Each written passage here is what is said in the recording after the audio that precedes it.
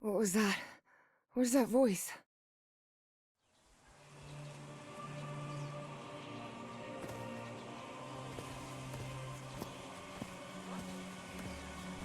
This is the story of a young girl. A girl who had strange and disturbing dreams. I know this place. I've been here before.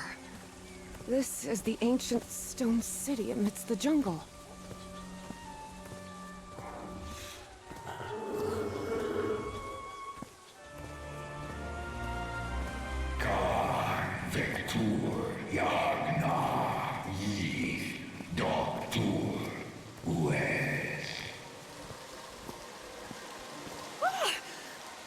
Oh, sweet Jesus. Okay, ignore him. Just ignore him. He's not gonna hurt you. Just keep going.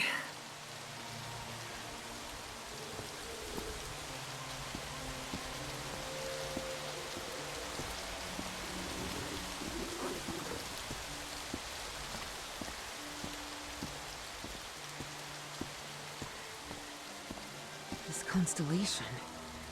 Where am I? This is not the Earth. Kan vector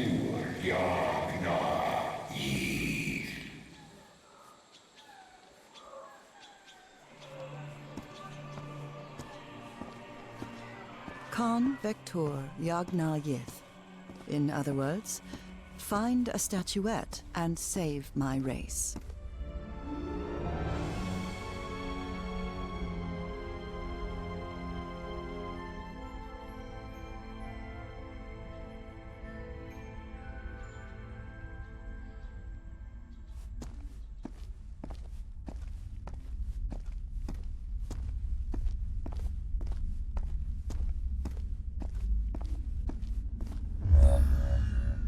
The statuette! Here it is. Finally! I have to get it, I have to...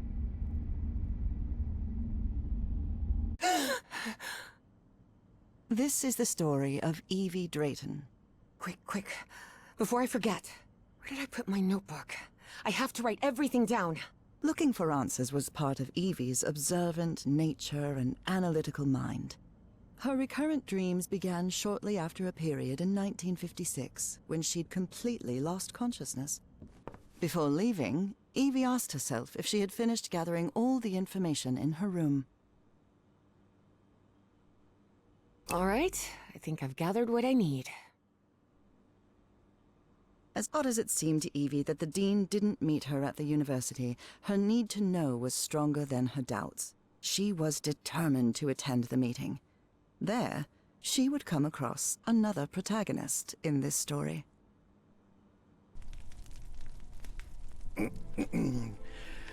So, you have finally decided to talk to that young lady, Professor.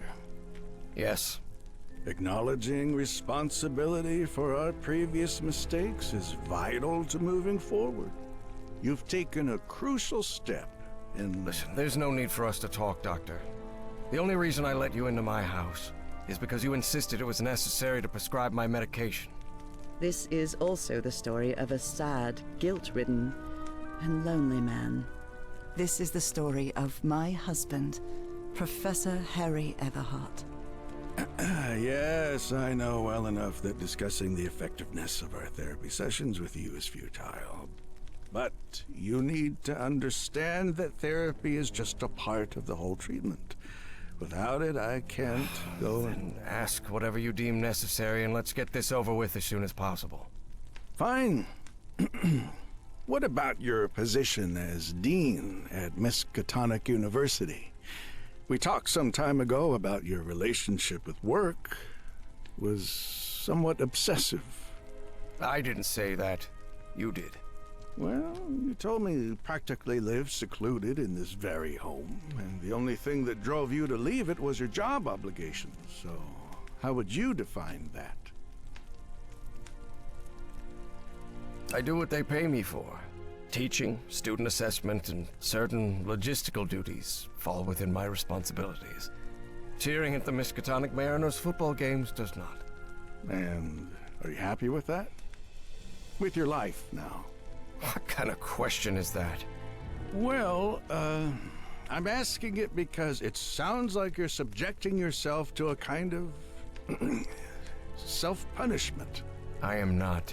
Next question. There's another topic you've never wanted to delve into, Professor. Would you now be open to... You're going to do it anyway, so go ahead. Okay. What happened to your wife, Professor?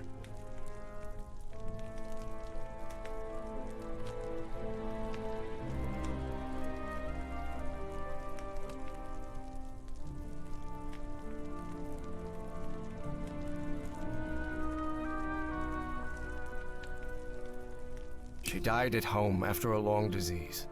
Harry hated giving details about my death. Especially if those details meant talking about a certain expedition, and deaths other than mine. I see. And how do you feel about that? What's my wife got to do with all this? You see, the reason I'm asking, Professor, is because when we began therapy, you mentioned visions. Some sort of oily shadows casting themselves on the wall. You mentioned those visions began shortly after whatever happened to your wife. So, tell me, do you still see those shadows, Professor? No, not since I started taking the medication, at least. Harry had tried everything, and none of it worked. Not even the medication that helped him sleep could take away those oily shadows. But he kept it to himself. Listen, there is something different I want to try in today's session. I believe hypnotherapy might... Don't even think about it. Hypnotism is a scam. Professor, with all due respect, I believe you're mistaking mesmerism with hypnotism. Even so, if you want me to prescribe the... You won't give me my medication unless I submit to your quack experiment, is that it? I'm deeply sorry you see it that way, Professor. But I need you to trust me in this. Then go ahead. Wave a pocket watch in my face if that's what you need to do. There's no need for pocket watches, Professor. The sound of a metronome will be more than enough. I need you to relax and free your mind. And think of something pleasant. A fond memory, if you will. Something that took place here, in the Everhart Manor. A fond memory? In this place?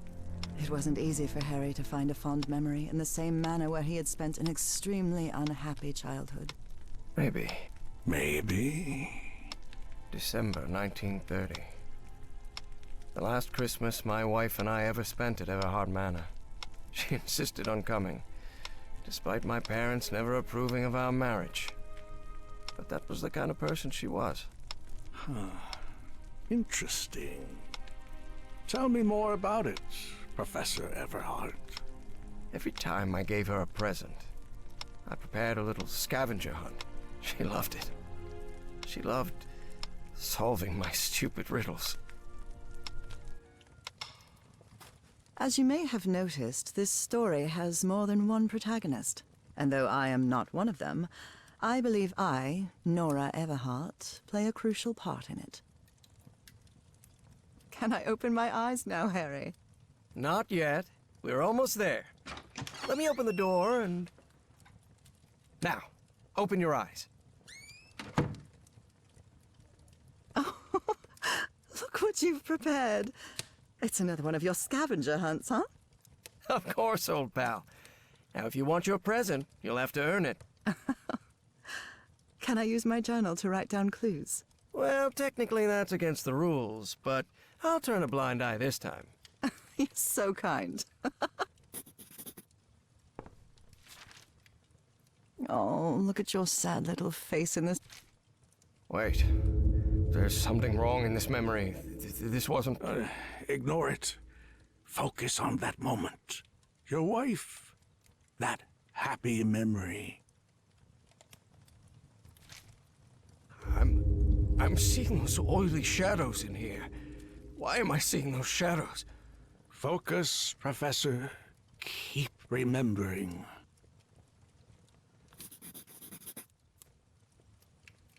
This darkness. Everhart Manor. My house is not... Professor, don't drift off. Keep going.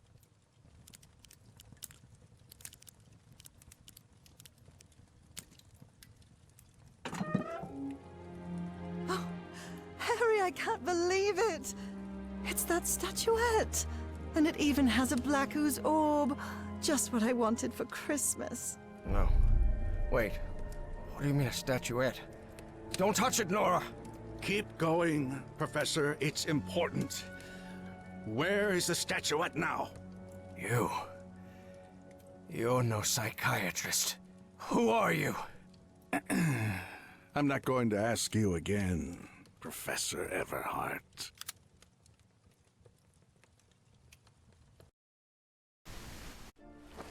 Shortly after Harry's peculiar hypnosis session, Evie finally arrived at Everhart Manor. Prospect Road 5. Here it is. Professor Everhart. It's me, Evangeline.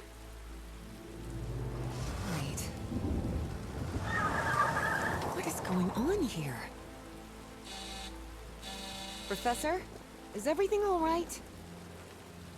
Most people would have turned away and left, but not Evangeline Drayton. She had been waiting for months to talk with the professor. No way was she letting it slip away. So, she decided to climb over the walls of the Everhart Manor.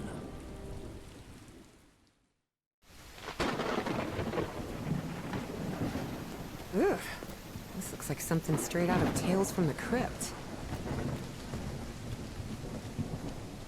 Hey, that window is open.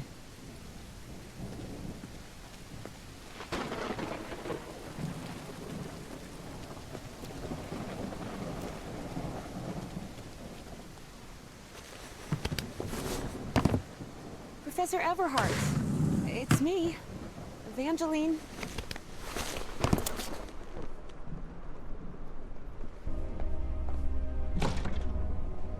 Definitely like a mystery novel. Ooh, I guess I need to go see what's down there. Professor!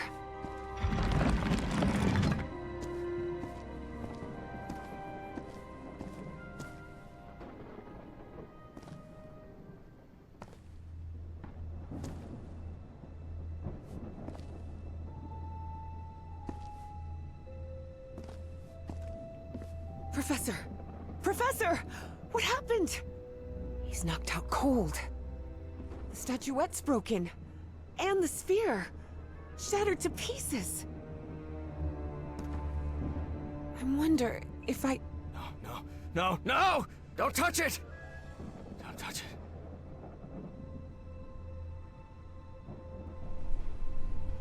Introductions between strangers are always a bit awkward. But in Evie and Harry's case, things were even more uncomfortable, due to the unusual circumstances under which they had met. How are you feeling, Professor? Considering I was assaulted, knocked unconscious, and someone tried to rob me in my own home, I suppose not all that well. Evie didn't know where to start. So, she took the most formal approach. We haven't been properly introduced.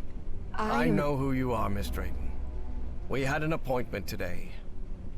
And I can also imagine what it is you want to talk to me about. Evie was taken aback. He knew? So Professor Everhart had read her letters after all. I suppose you have some questions for me, so go ahead.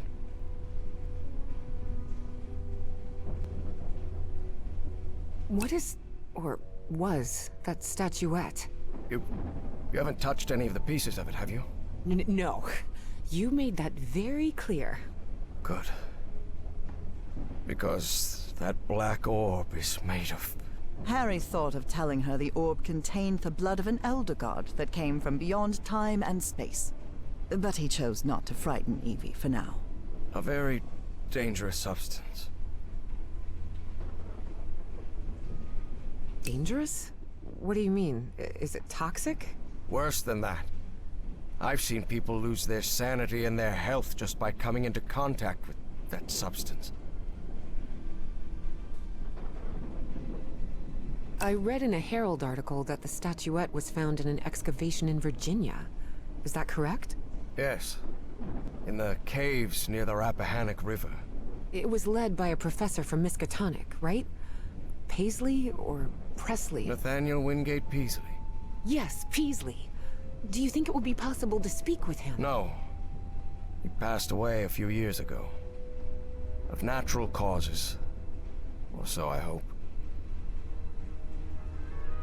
Statuette is in pieces. What happened? I destroyed it.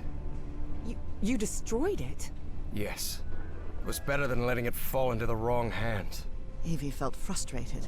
After all the effort it had taken to get Professor Everhart to agree to talk with her about that statuette. And on that very day, that curmudgeon shattered the relic into 1,000 pieces. Who's responsible for all this? For the robbery? Dr. Frog in the throat. Who? My psychiatrist. Or so I thought. I never should have brought him here. I've been too careless. I thought the statuette was in the Miskatonic archive. Yes, well, I brought it here for a research project I'm working on. About ancient civilizations. Harry couldn't come up with a better excuse than that. Because I've hidden it in my own house to keep prying hands from succumbing to the terrifying powers of the Elder Gods sounded infinitely worse. But there has to be more, right? More of those statuettes. I really doubt it. Are you sure? Because I'm convinced of it, Professor. And why are you so convinced of that? I've seen them. In my dreams. What are you talking about? Dreams about strange and ancient artifacts brought Harry bad memories. For personal reasons. My dreams. I mentioned them in my letters. You remember? So, I've long dreamed of a place. It's an ancient stone city, hidden in the jungle, from prehistoric times. And there are more statuettes like that one, all holding those black orbs. Miss Drayton, you better forget about... So, if Peaslee found that statuette in Virginia, maybe there could be more there. Listen to me, Miss Drayton. Maybe in those caves I could find Enough more. of that! How could you be such a fool? Haven't you listened to a single word I've said? Don't you ever think of going near that cave in Virginia. Professor, you can't be serious. I need answers. Of course I'm serious! I forbid it! Would you stop yelling at me? Grumpy old jerk. Look, I don't know who you think you're talking to, but nobody speaks to me in that tone. And what have I done to you to be so mad at me anyway? Because as far as I know, if it weren't for me, you'd still be locked up behind that fireplace. So you can talk to me till you're blue in the face, but you're not going to forbid me from going anywhere. Do you understand me? It had been years since anyone raised their voice at Harry, and for the first time in a long time, he felt that an interaction with another human being had been authentic. Perhaps not very enjoyable, but authentic nonetheless. That fireplace can be opened from the inside, Miss Drayton. Oh, well, But even so, I owe you an apology. You've taken quite a risk without even knowing me, Miss Drayton. So, thank you. all right. Apology accepted. You're completely determined to go to those caves, aren't you? Yes, absolutely. You're right. I can't stop you from going to Virginia. But how do you plan to get there from Arkham? Well, I don't know. I hadn't really thought about it. I don't think there's a regular bus service, is there? No, there is not. So here's my proposal. I'll go to Virginia with you. I'll take care of all the expenses, don't worry. If there's one thing I have plenty of, it's money. All I ask in return is that you please follow my instructions while we're there. And be very careful. We'll look for whatever it is you want to find there, and then we'll leave. Agreed, Miss Drayton? Yes, yes. Thank you so much, Professor. And don't worry. I promise I won't get in any trouble. Harry couldn't help but doubt that Evie would keep her promise. But even so, he immediately liked that sharp-tongued and stubborn girl. Which made sense. Harry had been a good friend of Evie's father, after all.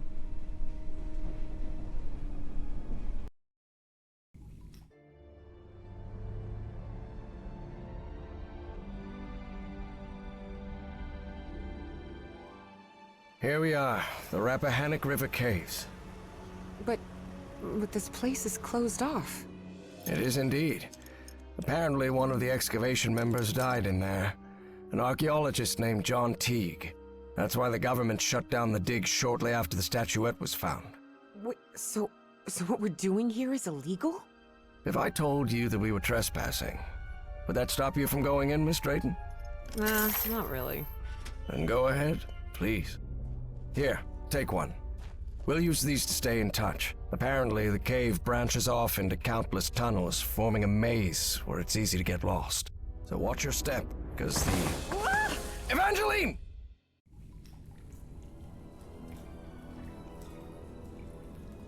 Miss Drayton! Miss Drayton, can you hear me? Are you all right?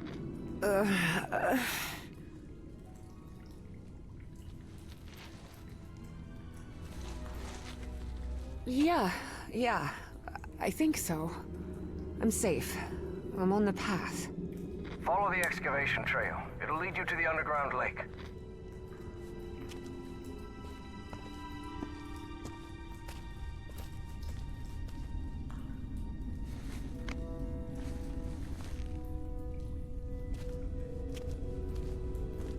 A lake? In here? Yes. The water from the Rappahannock seeps through limestone, so there's a complex hydrological system inside the cave. Peasley mentioned they had come across the statuette somewhere around that lake. It was one of the few things he still recalled from the dig. Wait, he didn't remember the dig? In his own words, he suffered a period of absence. Amnesia of some sort. He didn't even recall planning the excavation.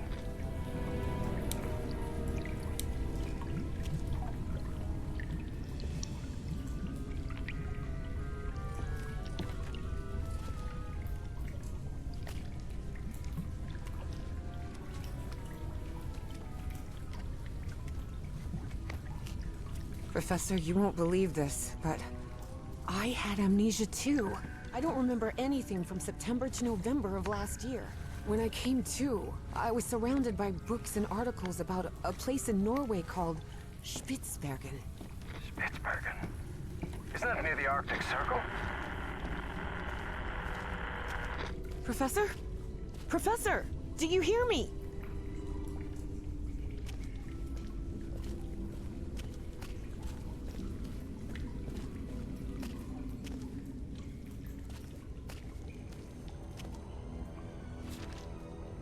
Well, everything was properly cleared.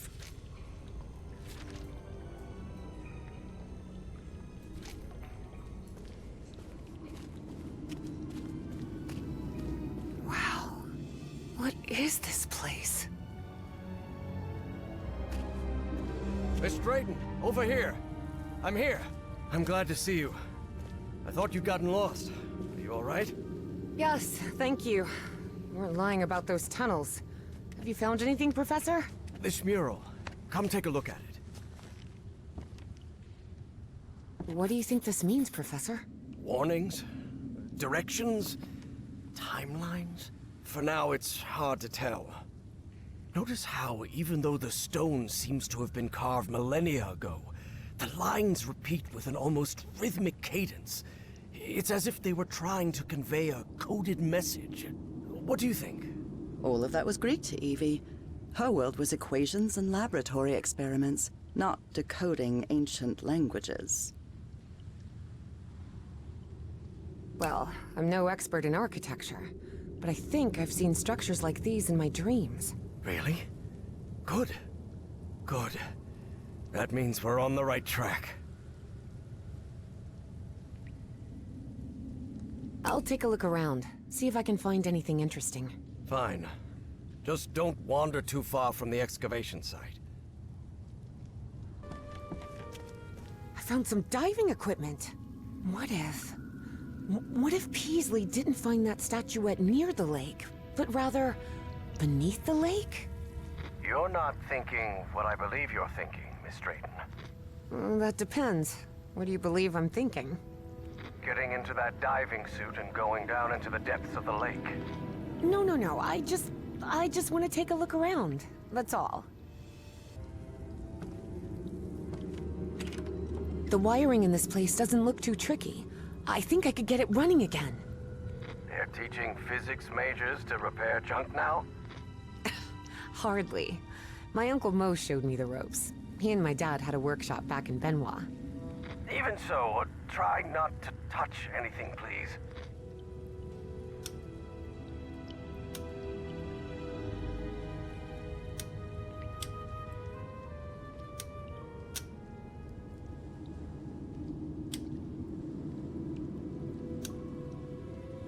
Now it's working.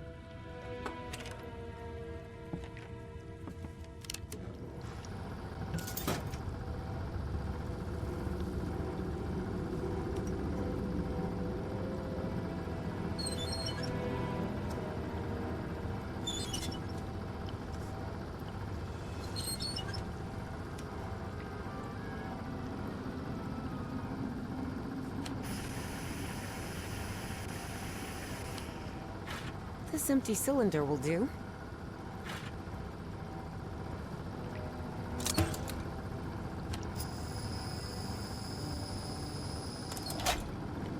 Well, it must be full of air now. You won't believe it, but I managed to get the whole diving system working. The suit is ready to— What? Didn't I tell you to leave that damn suit alone? But Professor, You promised you wouldn't get into any trouble. That's why I brought you here, remember? Yes, you're right. You're right. Of course I'm right. What were you thinking? Forget about going down into that lake, you hear me? Okay, Professor. Sorry about that. Here's another one of those murals, and it looks better preserved than the one you're examining. Excellent. When I'm finished with this one, I'll come take a look.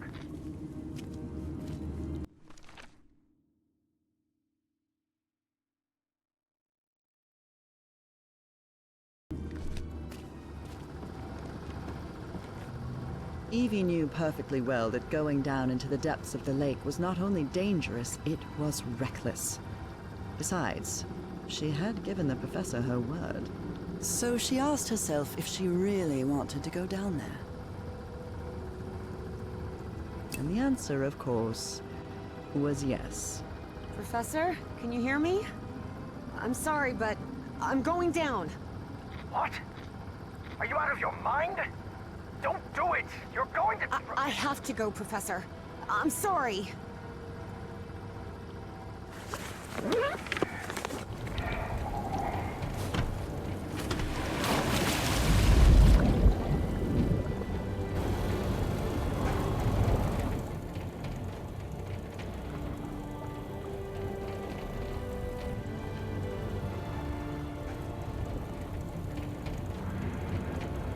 Wow.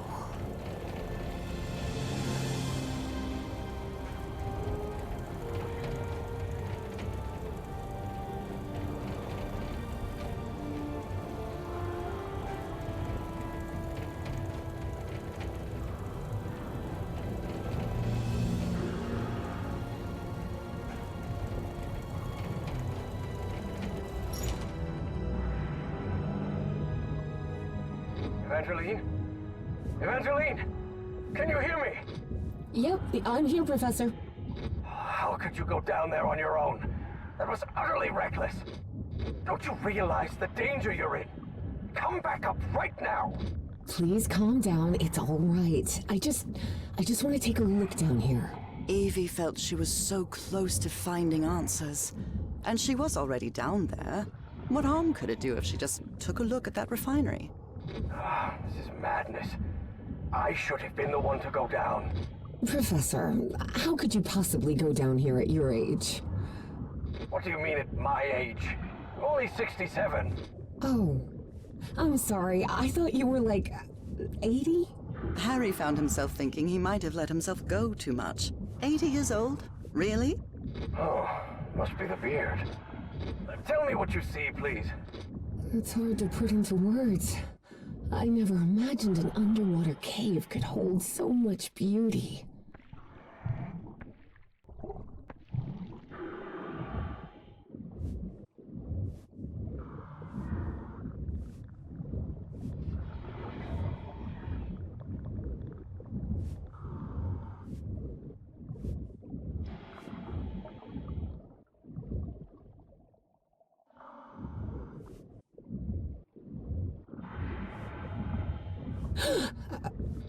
What's happening? This place is full of black liquid waterfalls? Miss Drayton, please. Turn back at once and return by... Oh no. No, no, no! I'm trapped! There's a column of black ooze behind me. Oh god, what do I do? Keep calm, Evangeline. We'll find a way out, all right? And most important, don't go near the black ooze under any circumstances. Now move forward and tell me what you see. I see a ladder. Someone from the excavation must have made it this far. Climb it. The farther you are from the black ooze, the better.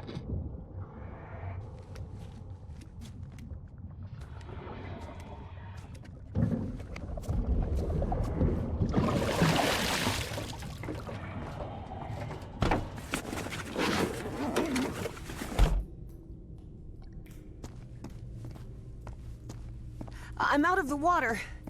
I think I'm in the refinery Peasley talked about. Professor, there's another mural here.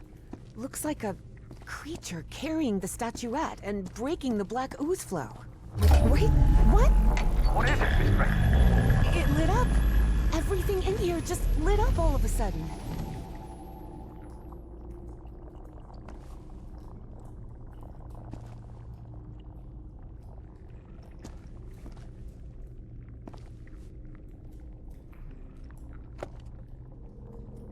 Looks like I can't pump this up until the big tank is completely full of black ooze.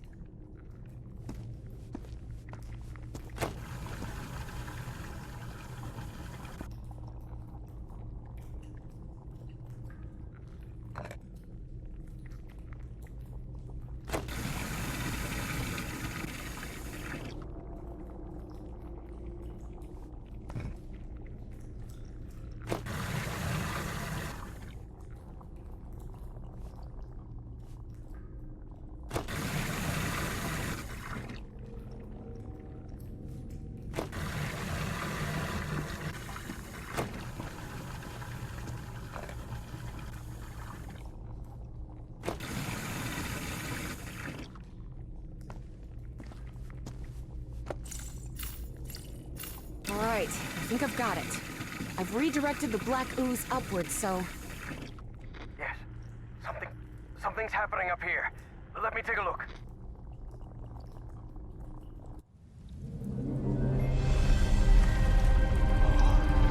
What is that?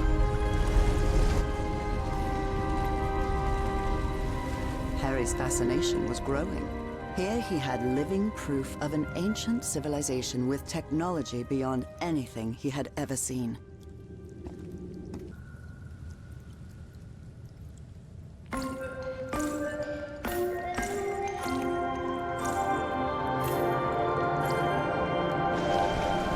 Evangeline. Those ruins are actually towers. Stone towers. Good.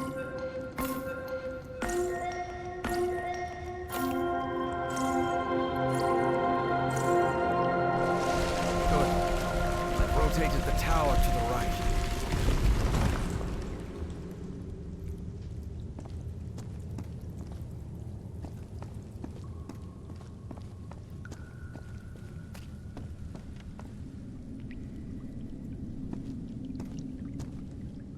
Evangeline, there's another mural in here. Do you think you can interpret it, Professor? What does it portray? Apparently they used fire to do something. That makes sense. This is some sort of refinery after all.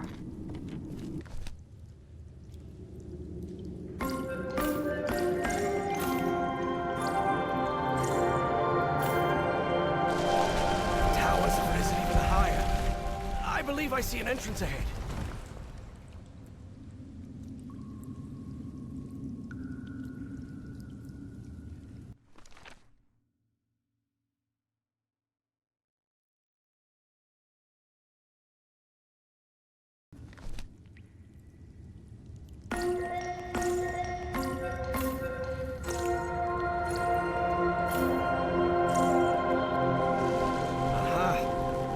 I play the notes in reverse order, they trigger the opposite effect.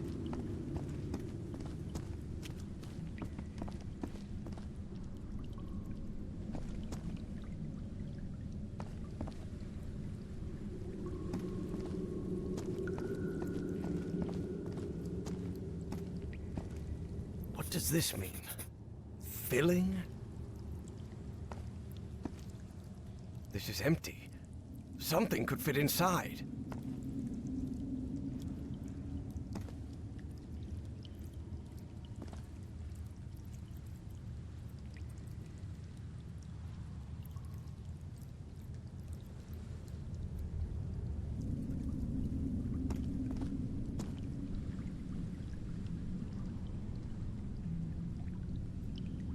Oh my.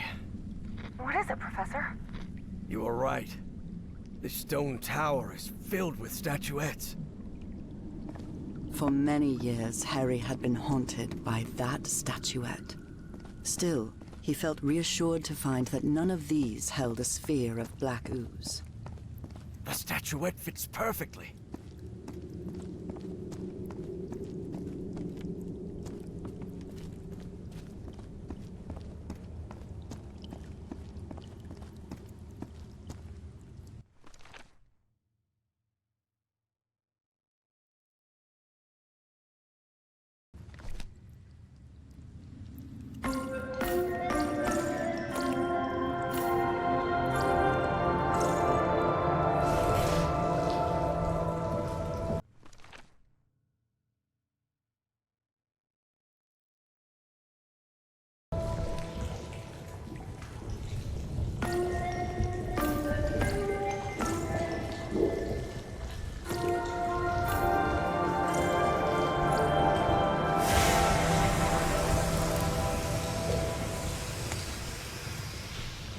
Purple hue.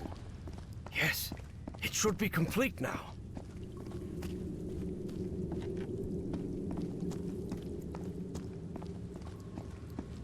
Harry glanced uneasily at the freshly made black orb. He didn't like it one bit. All right. I think I've followed all the steps. Now I just need to send it to Evangeline. I hope she knows what to do with it.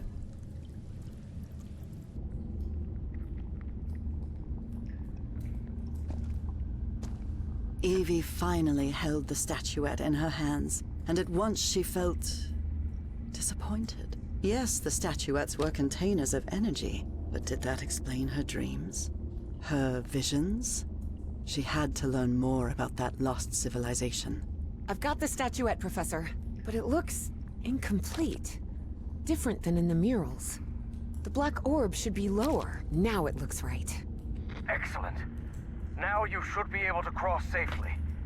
Come on, get out of there, quickly!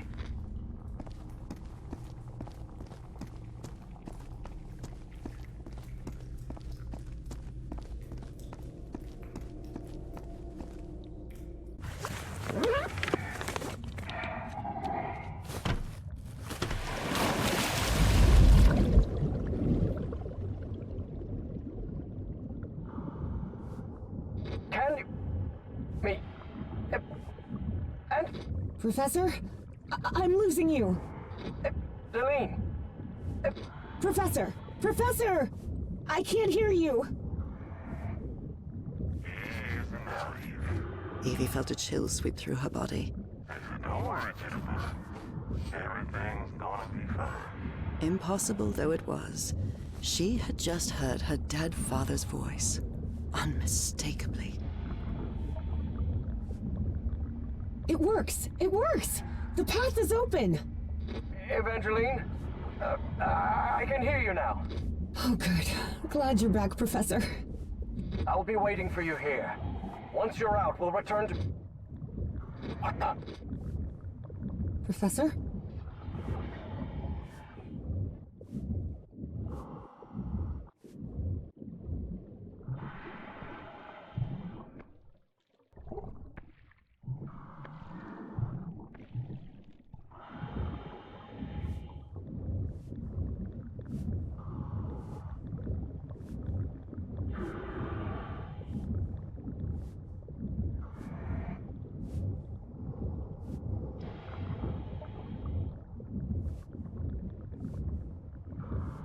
Evangeline, listen to me. There's someone else here. What do you mean, someone else? Stay down there until I tell you to... Professor? Professor! Evie lingered in the dark waters of the cave, waiting for the professor's signal. A signal that never came. Even so, prudent as she was in waiting, her air supply wouldn't last forever. So when all the noise above finally ceased, she decided to come up. Professor! Professor, I finally have it! I have the statue...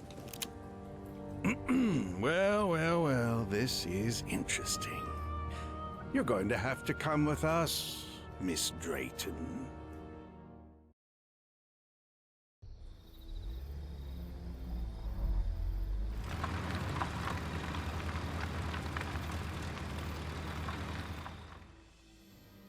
Wake her up.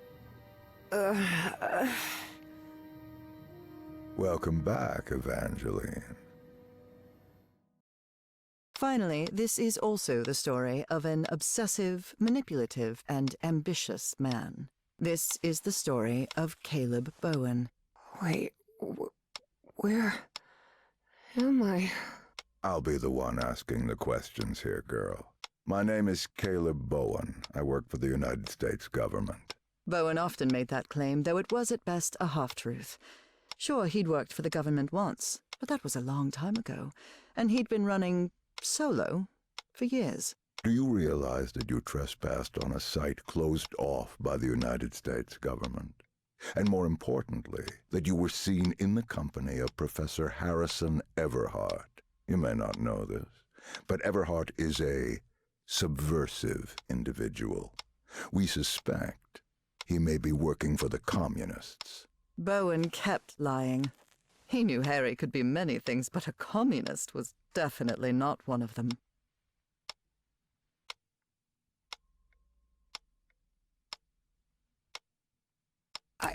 I don't believe you.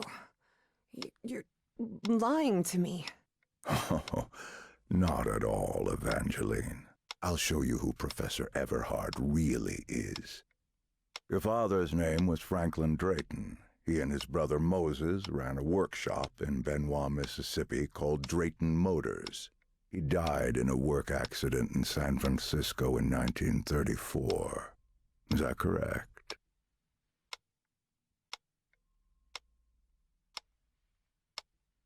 Yes, that's right.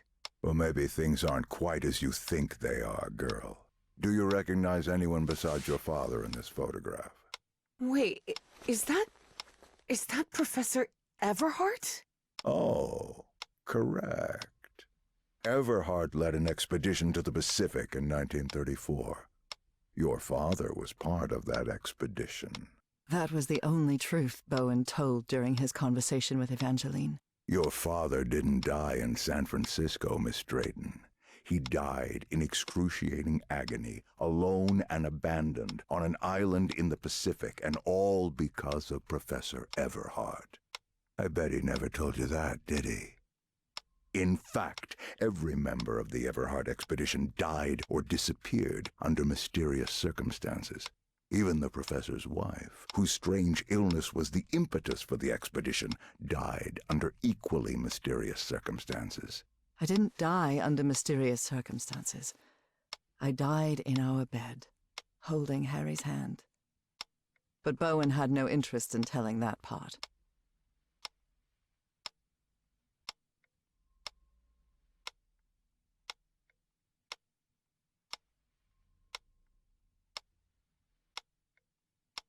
How can you possibly know that?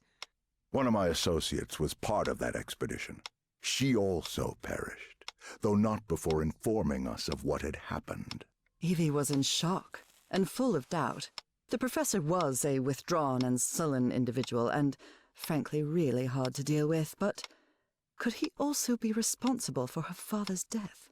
Despite her doubts, she kept silent, and wisely so. She still didn't trust this Bowen fella, regardless of his claim that he worked for the government. Now you know the kind of person you've gotten involved with, Evangeline. And the kind of trouble you're in. I have a few questions for you. For your own good, I suggest you cooperate. That platform beneath the lake in the Rappahannock River caves, how did you manage to activate it?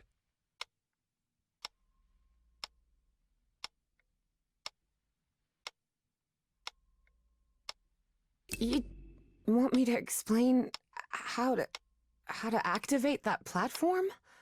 It's easy. Go on. You just have to stop being a dim-witted weasel. Don't test my patience, little girl. You don't know what I'm capable of. Don't listen to her, Pharaoh. You must have recognized the girl's cognitive pattern, I'm sure of it.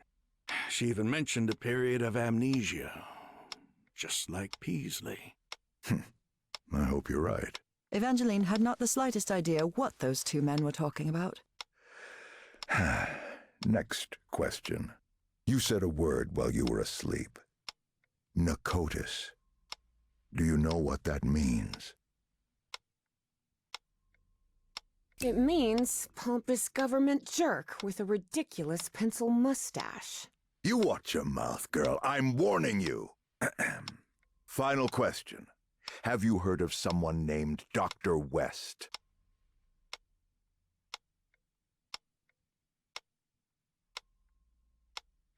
Yes, he's a famous proctologist. Maybe he could help with your hemorrhoids. You think you're funny, you damn brat?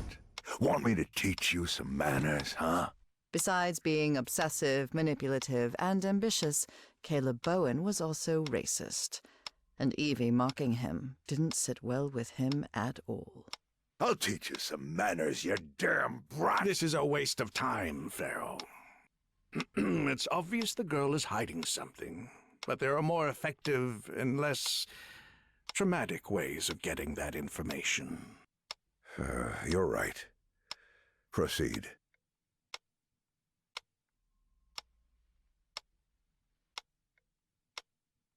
I told you everything I know. I promise. No, you have not. But let's find out what you really know. Please take a look at this. Do you understand this language?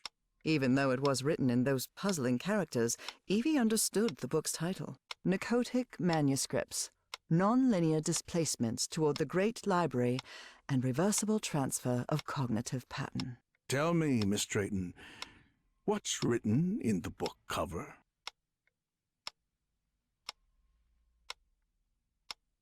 Narcotic manuscripts.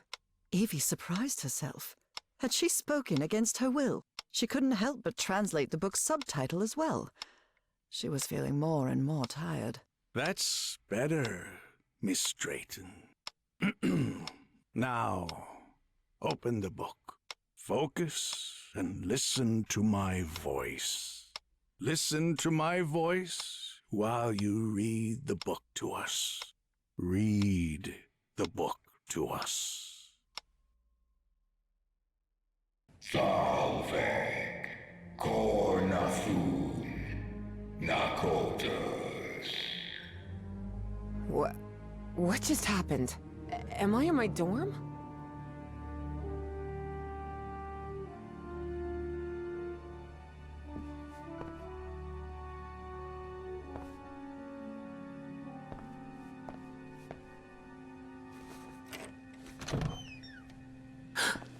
Oh no, Evie was not in her dorm room. Not at all.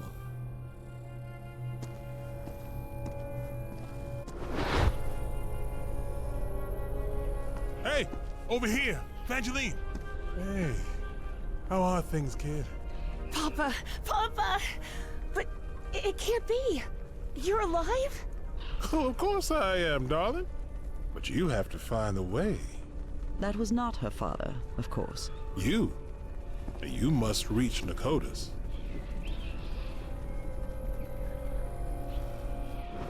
Have I crossed another one of those portals?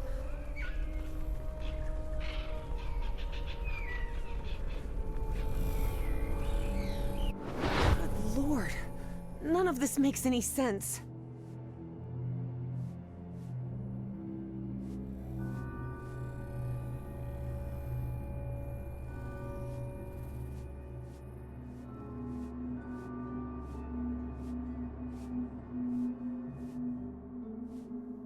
This is weird.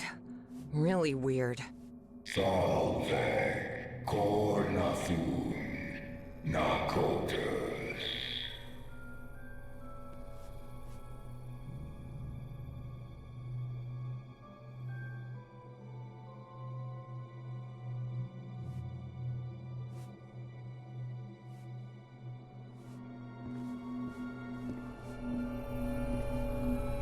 Drayton Motors? Dad and Uncle Mo's motor shop in Benoit?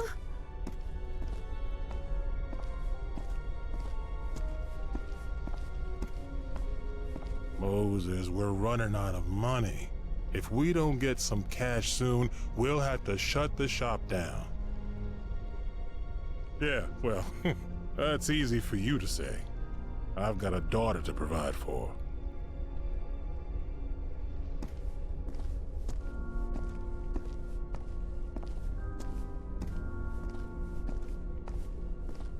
You're a whiz, mister. Would you be interested by any chance in an exciting job opportunity in the Pacific?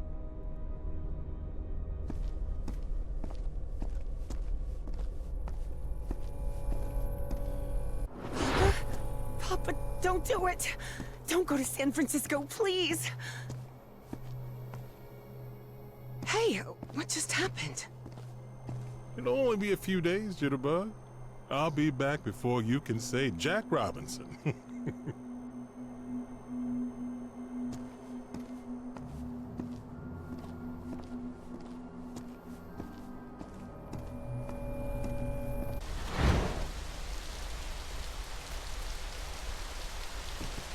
Drayton is dead, but it doesn't matter.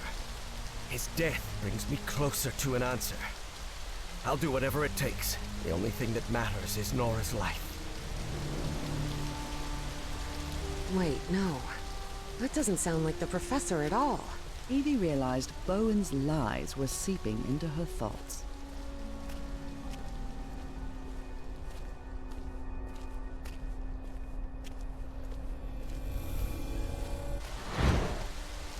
Frank, how do you feel?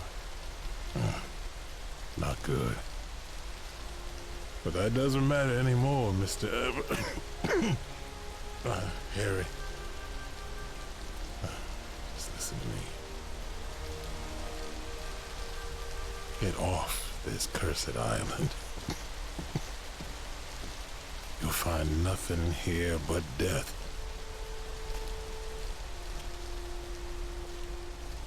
Go back home. Spend what time you've got left with your wife. And there's another thing I want to ask of you.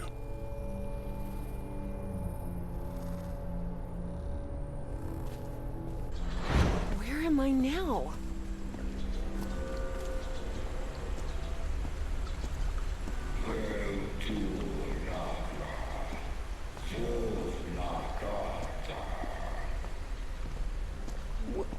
Who are you? Salve, cornathun, nakotus. The great engineer?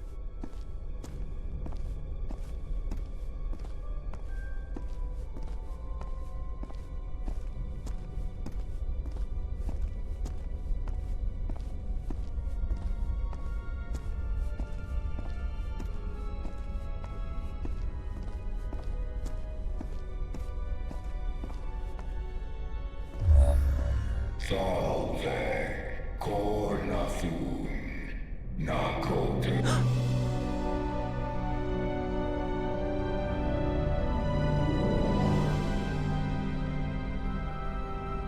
Incredible. Did you hear that? We were right. We finally found the coordinates. At last, we know where Nakotus lies. Thanks for your cooperation, Miss Drayton.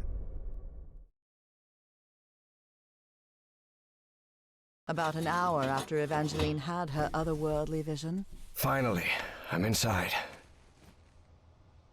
Harry snuck into the same building where she was being kept captive. He had been there many years ago, when he was seeking funding for the Everhart expedition. Miss Drayton?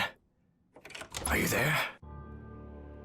What on earth? Harry had always suspected that the Starry Wisdom was something far more sinister than a simple astronomical society. And as soon as he stepped into their inner sanctum, his worst fears were confirmed.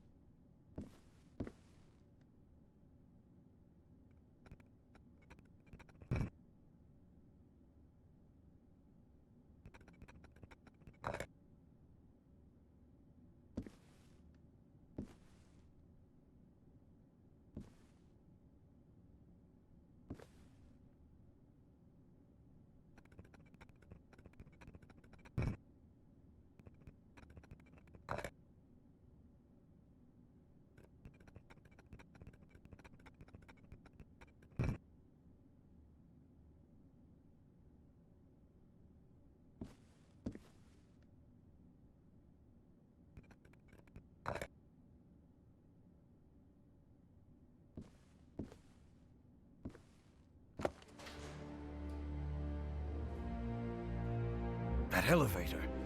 It must be the access to Bowen's office. Evangeline has to be there. I'm sure of it.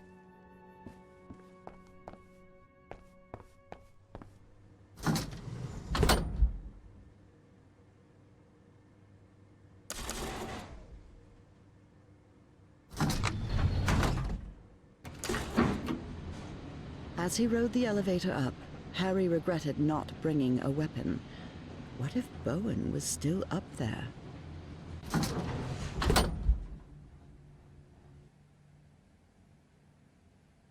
All right. Let's see what you're hiding here, you scoundrel.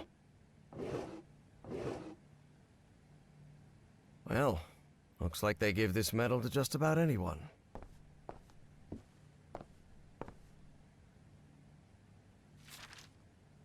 Consciousness exchange? Is he talking about mind swapping?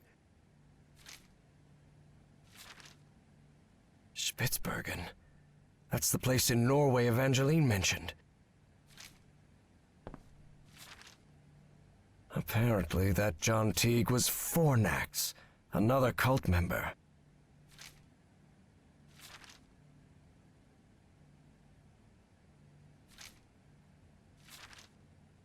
So the cult was on the expedition along with Peasley. How long have they been behind all this?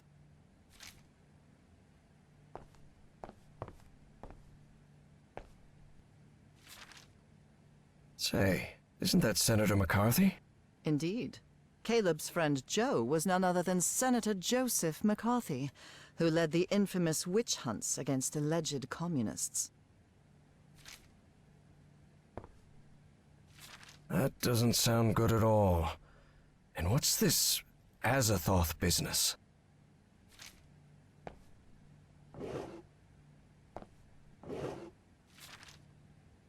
I knew Bowen would never abandon his Nazi pals.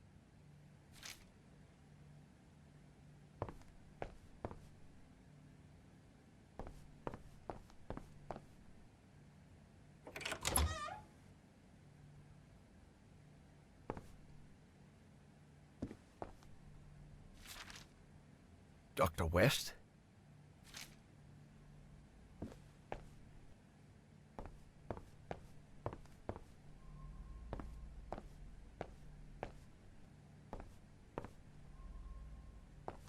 This creature seems vaguely familiar. Evangeline had to be on the other side of that door, no doubt about it. But Harry stopped before entering. Was there anything left for him to find in Caleb Bowen's office? Please be all right, Evangeline. Let's go, Miss Drayton. We have to get out of here.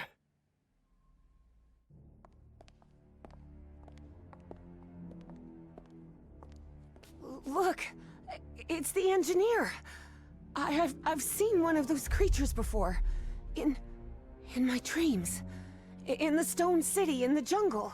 He spoke to me in my dreams, Professor. I have to... Forget about it, Miss Drayton.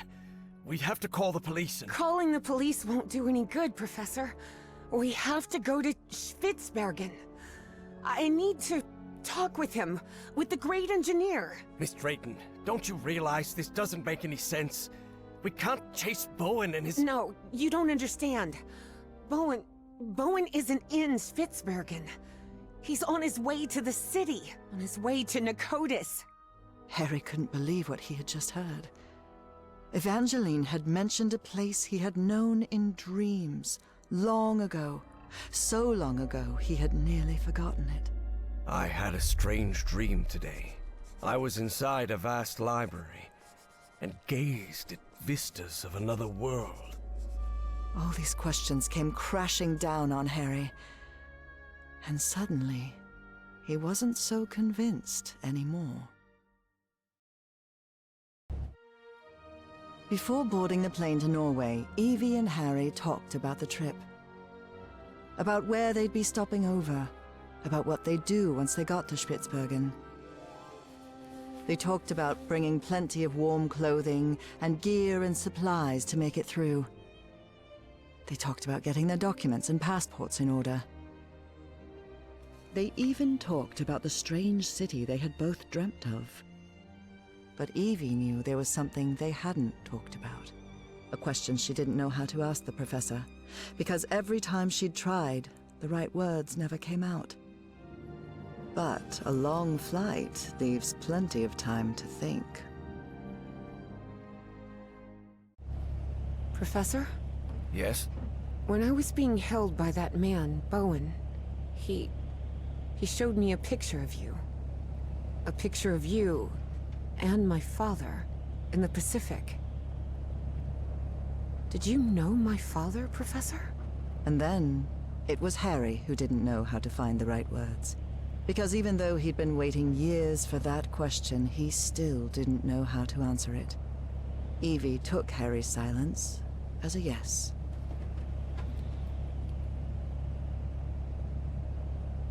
How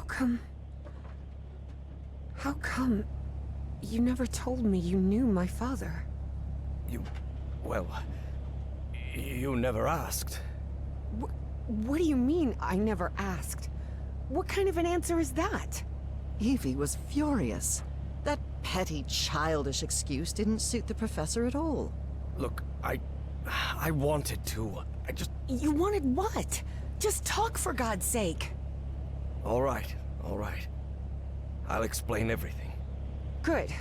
We've got plenty of time to spare before we land. My wife, Nora, was diagnosed with an incurable disease. The same hereditary illness of unknown origin that had struck her mother before her. The doctors had no answer. So I decided to find it myself. I never imagined the answer would take me so far away. To a remote island in the Pacific. Back then, I didn't have the financial independence I have now. So I had to raise money and put a team together. Do you remember the night before your father left for work in San Francisco? You were probably 5 or 6 years old. Oh, God. Yes, I remember. I remember a beautiful, dark-haired woman, a nervous, scrawny guy, and a man who seemed really happy about something. I'll never forget those words. You're a whiz, mister. Would you be interested, by any chance, in an exciting job opportunity in the Pacific? That's right. Frank agreed to come with us to the island. It pained him to leave you and your mother back in Mississippi, but he needed the money and I was paying very well. But that island wasn't what we expected.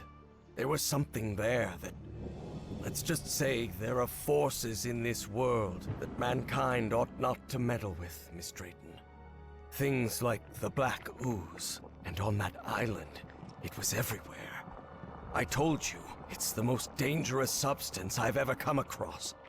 We found that out when one of the expedition members came into contact with it. It was him, driven mad, who attacked your father. Just a shallow cut with an ancient dagger, but enough to infect him with that black liquid. That is what took Frank's life. I did what I could to look after him, but that infection, it was beyond anything I could handle. His final words still haunt me. Harry, please look after my wife and my little girl. And that's what I've been trying to do all these years. Though evidently not as well as I might have done. Evie was speechless. She could not believe it. Take care of me? What are you talking about? I just met you a week ago. I've never had anyone except my mother. And the only help we ever got was from the insurance checks. What kind of help are you— There was no insurance, Evangeline. What? Harry decided that since he'd started telling the truth, he wouldn't stop halfway. I am the Hydrangea Foundation. Hydrangeas were just Nora's favorite flowers, that's all. And then, Evie understood. She understood the strange and painful sacrifice that man had made. I wasn't the one who drove that dagger into your father, but I dragged him to that island and didn't listen when he told me we had to leave. Harry had spent a long time avoiding the truth of what had happened nearly 30 years before, on that island in the Pacific. But for the first time in ages, he was forced to face it. So yes, your father died because of me. I can't tell you how sorry I am. I won't be so foolish as to ask for your forgiveness. I know I have no right to it. I understand how you must feel now. I understand that you hate me.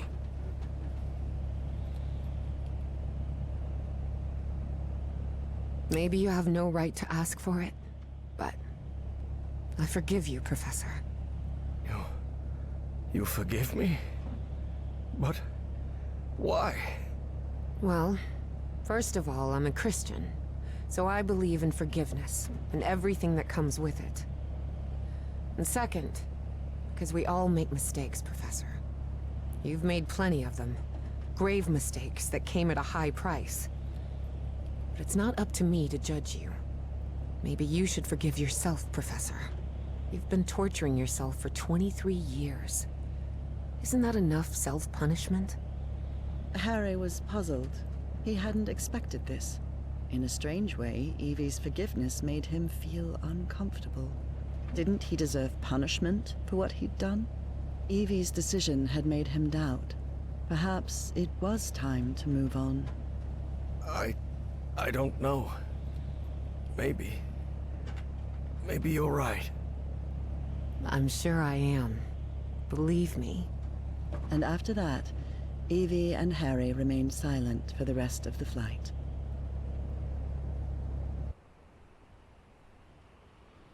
Despite having talked about it, Evangeline and Harry were not prepared for the freezing cold they would face on that remote Norwegian island. Although weather would be the least of their problems in that place.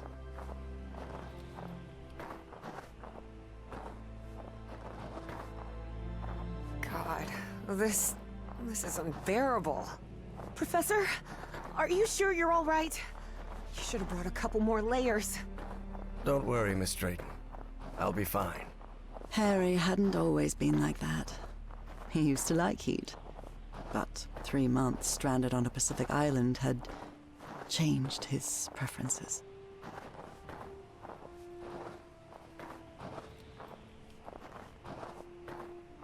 What we saw in Bowen's office? The Black Pharaoh, Azathoth, and all that? What do you think it means? Just the ramblings of a madman, I'm sure of it. I'm actually more worried about the other things. Spitsbergen, the statue, your memory loss, and your dreams about that creature. Too much of a coincidence, isn't it? This sign, it's written in Norwegian. I guess we're close. Do you really believe it's possible to switch minds? Honestly, Miss Drayton, I have no clue what we're dealing with. But whatever it is, we'd better stop Bowen as soon as possible.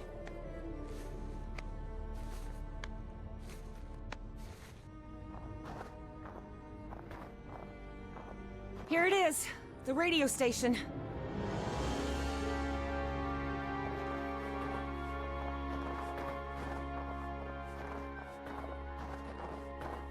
The storm is getting stronger. We'd better stay close to each other, Professor.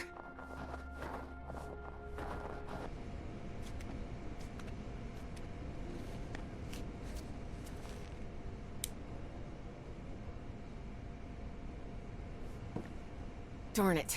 This fuse box is sealed. You don't happen to have a screwdriver on you, do you? No, sorry, I left it in my other coat. With the field microscope, the flare gun, and the cannonball. Perfect. This'll do.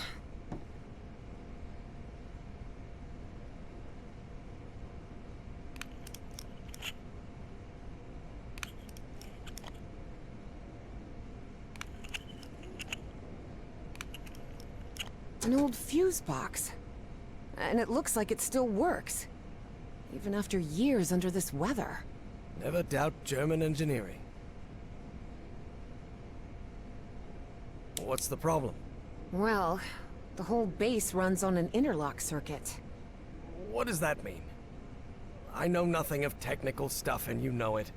It means that for the power to reach the antenna, you'll have to manually turn on each switch in order. You mean I have to look for switches all over the base? That's right. I'll route the power from this fuse box, and then you turn it on. Fine. Stay put. I'll get back to you. You're in charge now.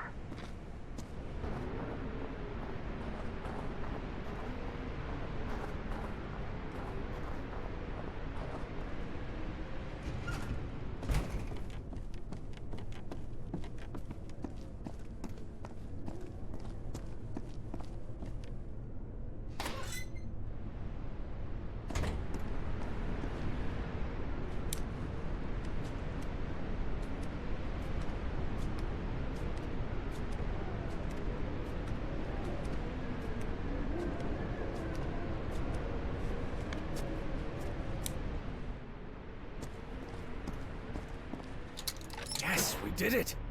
We're good. Power's on. I'm heading back to the antenna, Professor. Okay, Evangeline.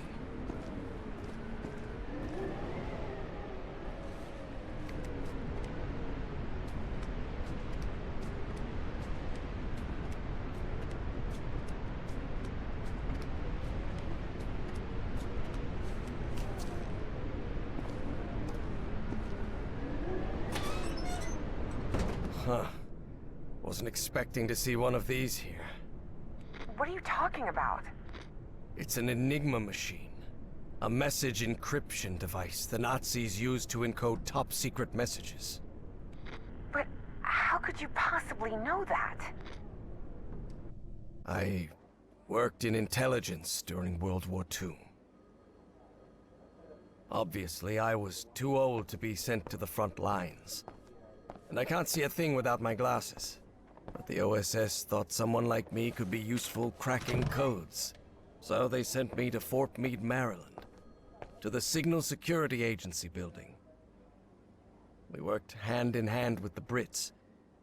They'd already managed to crack Enigma, so we hoped their work could help us break JN-25, the Japanese naval encryption system.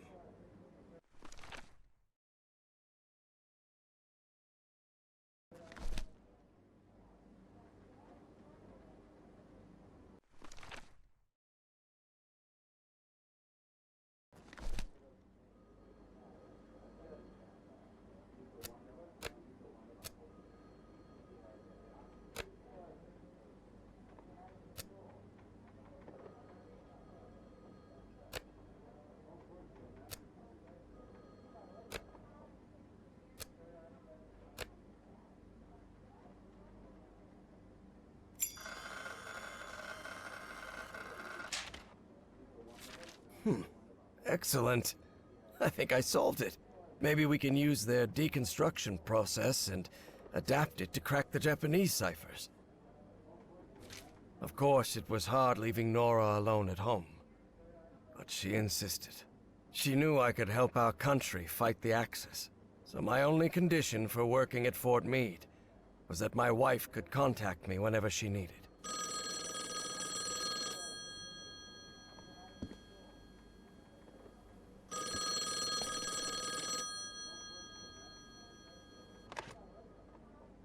Yes?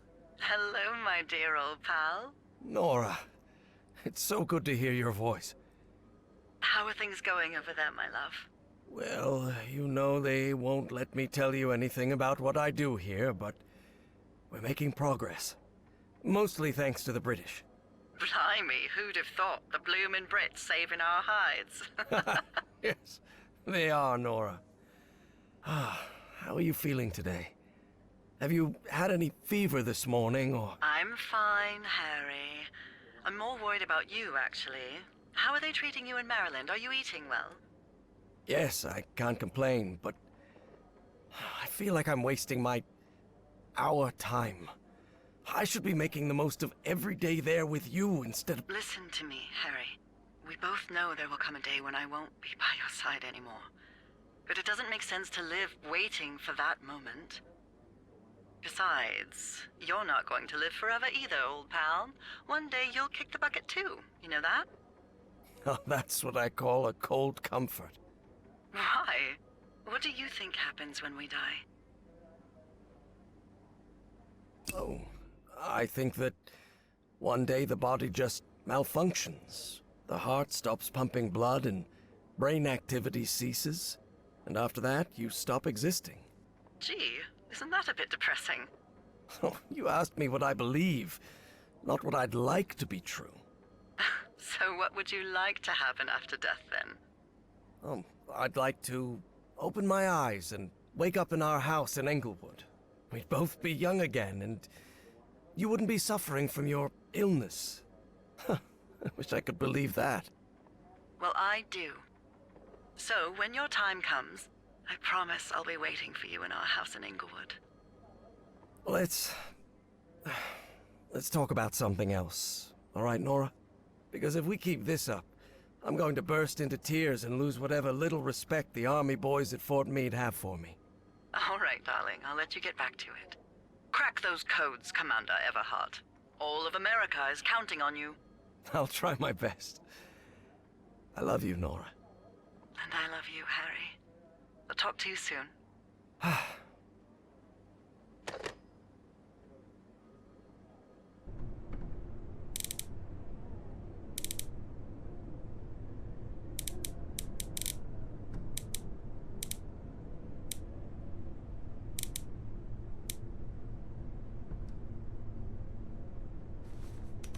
No. Oh, the door won't budge.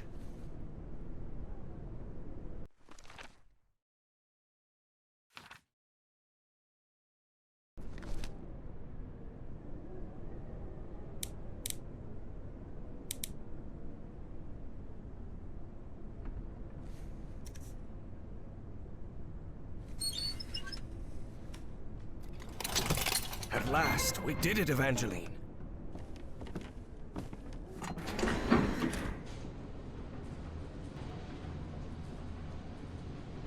So the station was just a cover-up. But I wonder what for. Whatever it is, we're going to find out. And soon.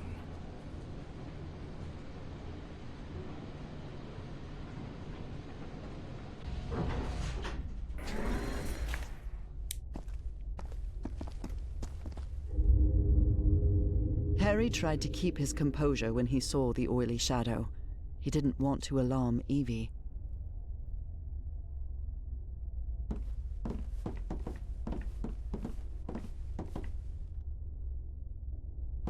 Let us out. They locked their own people in here. How could they? They're Nazis, Evangeline. They're not exactly the good guys.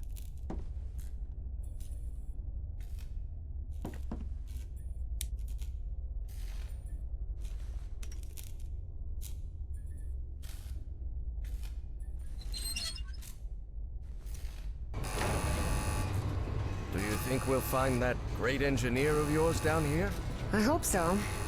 This trip will have been a total waste of money. But Evie suspected there was much more at stake than the cost of their trip. Look at those barricades. What on God's green earth happened here? I don't know, but we'd better be careful. The symbol of the Ahnenerbe. What's that? It was the SS division that studied paranormal phenomena. Nazi occultists. It references a creature. You think that might be your great engineer? Yes, sounds like it.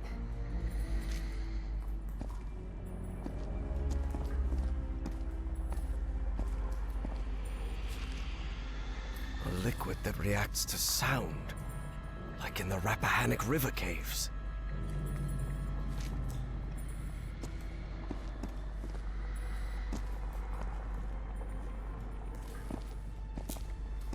Harry held his breath.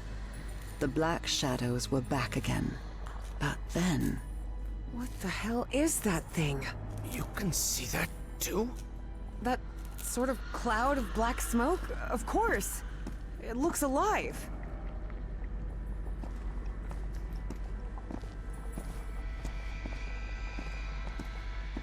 Offices, control room, Chronos lab.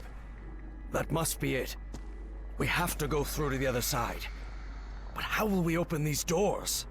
You said control room, right? I bet we can operate the doors from there. That makes sense. Okay. To get there, we'll need to go downstairs and through the offices. But Professor, the way downstairs is flooded. Well, it seems there's no other choice.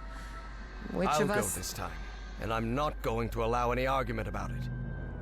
Because despite how I look, I'm not 80 yet, Harry thought to himself. Do you want to go down then? Go ahead. Lower me down. All right. Be very careful down there, Professor.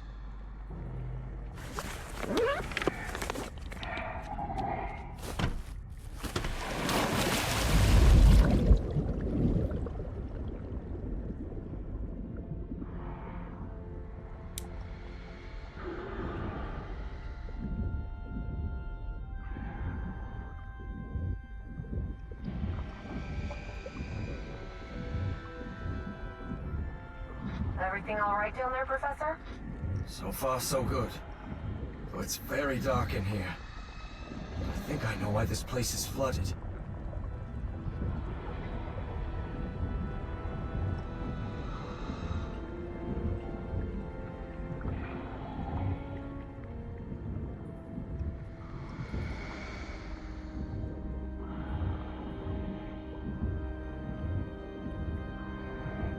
They They must have tried to break into that flying saucer and then release the black ooze. Do you see any black ooze around? All around, yes. I'm pretty sure it was the ship's fuel.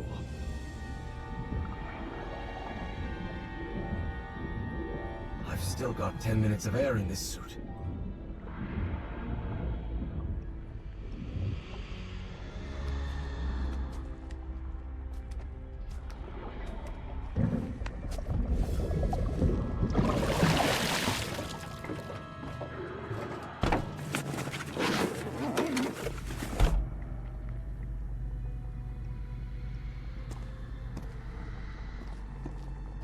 Evangeline, do you hear me? Yes, Professor. I've reached the control room.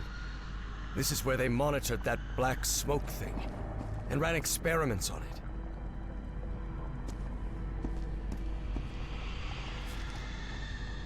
I really hope they never succeeded.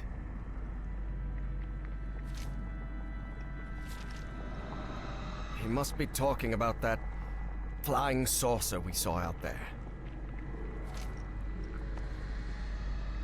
Looks like the organizational chart for Project Kronos. And that's Felix Stahl. That guy's a member of the Starry Wisdom Society. So that was the reason Bowen had pulled every string to get that man to America. Evangeline, there's a panel here. Maybe it'll open those doors.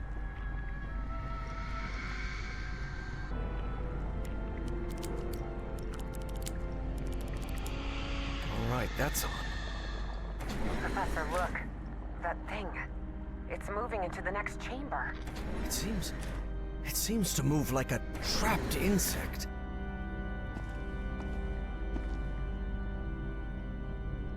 It's up to you now, Evangeline.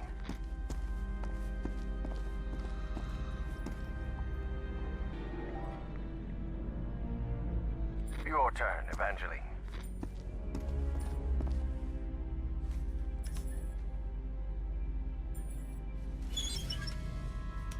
I opened this door for you, Professor. You can leave the control panel. I think we're safe.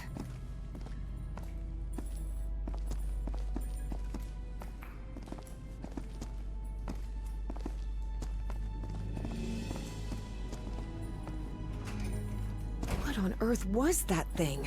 I don't know. But whatever it was, I don't want it close to us. Let's get out of here, quick. What is this place? It looks like the heart of Project Kronos. Could be. Do you think we gave that horrid thing the slip? I really hope so. After seeing what that black smoke can do to humans, I wouldn't want... What the hell? How did that thing get out? No time for questions now! Run, Professor! Run! Quick, the bunker door! Help me close it, Evangeline!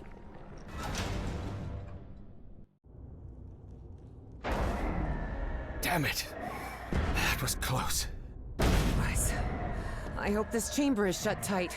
If not, we better find another exit. Otherwise, we're trapped in here.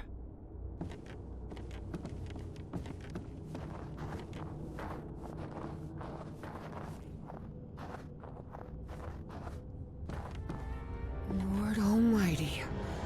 Evie recognized the gigantic creature at once. It was the same one she had seen in her visions. Look at the size of that creature. Harry remained silent. He was in shock, but not because the sight of that creature bewildered him. Quite the opposite. Something about it felt disturbingly familiar.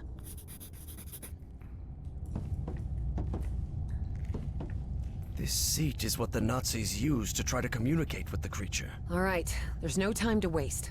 Try connecting me to that machine, Professor. Evie knew perfectly well that the professor was about to rattle off a whole list of reasons why they shouldn't go through with it, but she had neither the time nor the patience to listen to them. And before you say anything, yes, Professor, we have to do it. Because we're trapped in here. And yes, Professor, it does have to be me. Because I'm the one who has dreamed of that creature. And the one who understands its language. I know you're trying to protect me, but I need you to trust me. Just this once, Before the argument had even started, Harry had to concede defeat. You're impossible, do you know that?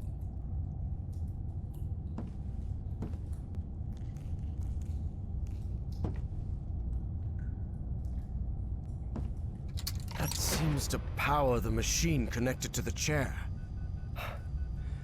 You can sit down, Evangeline.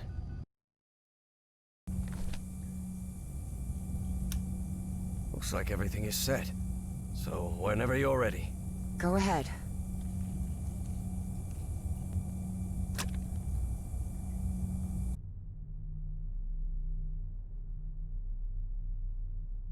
Evie found herself, in the literal blink of an eye, in a completely different place.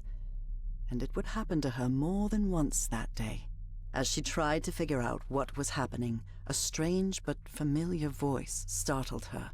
Evie. Velkonul. Na cartoon. Vekra. I have been waiting for you for millions of years, it said. Are you? I am the great engineer of Nicotis. After so much trouble, Evie was finally before the great engineer. It was her one chance to ask everything she needed to know. I need answers. What do you want from me? What do you want me to do? Everything is set. You must close the loop. Close the loop? What are you talking about? Take my ship. Travel to Nicotis, the Nicotis of your time. Stop, Bowen. My race will be saved.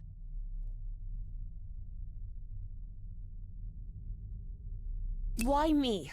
Why did you choose me? It wasn't me. It was Dr. West who chose you. What? But what am I supposed to do? I'm just... You can close the loop. You must close the loop. I can understand your language. How is that possible? Your mind in my body.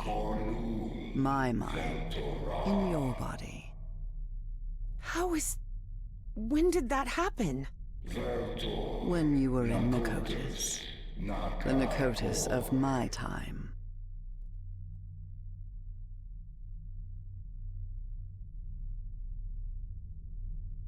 Do you want me to... Is there any way I can set you free? You will do it when you close the loop. Or maybe you did it when you closed the loop.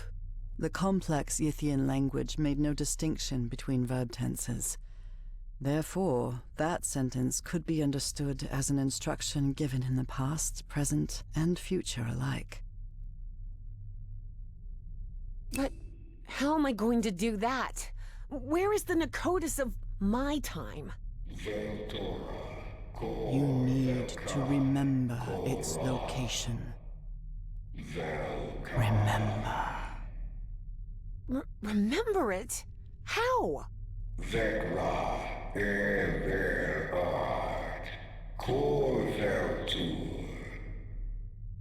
Hearing that, Evie was left speechless.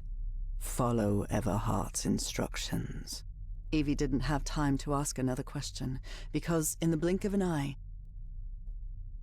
she found herself once again in that stone city from her dreams, millions of years in the past. Except now she knew it wasn't a dream. It was a memory. My hands. Heavens. Look at my hands. Those Yithian appendages could hardly be called hands, but that was how Evie perceived them.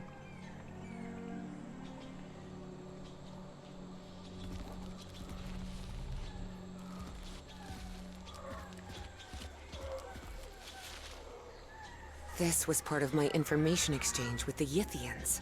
I believed I had to tell the Yithians everything about my time in exchange for my freedom, but I was wrong.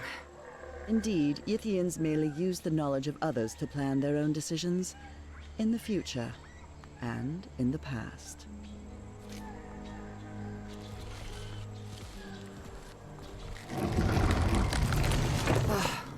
I can't believe I couldn't remember this amazing view of the towers of Nicotis.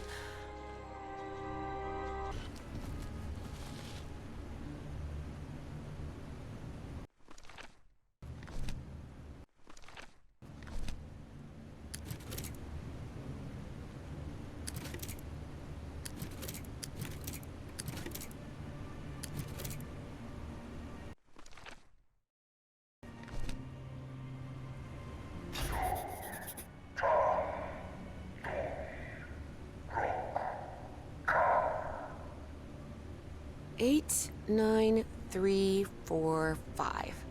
Yes, I remember now. Those were the coordinates.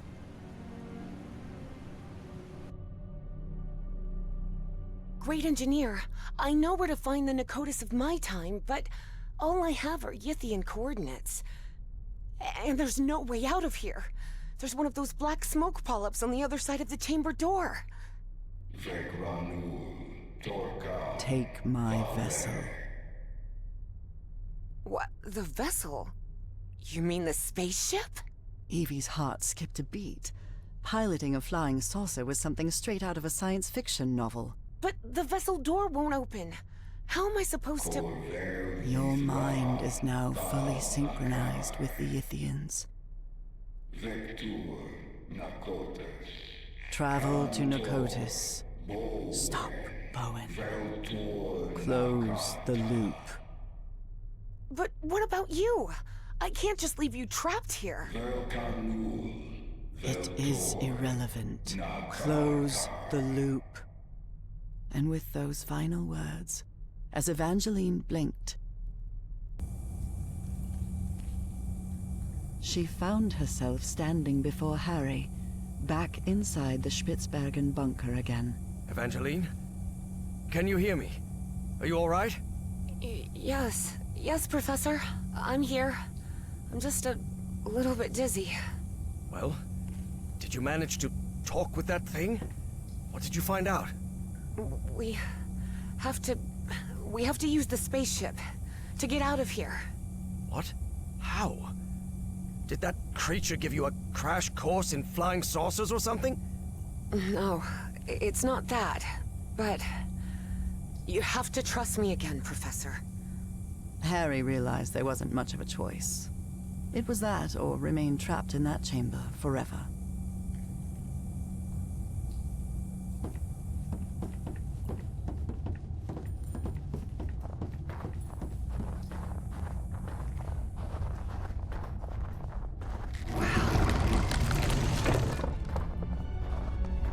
Look around, Professor.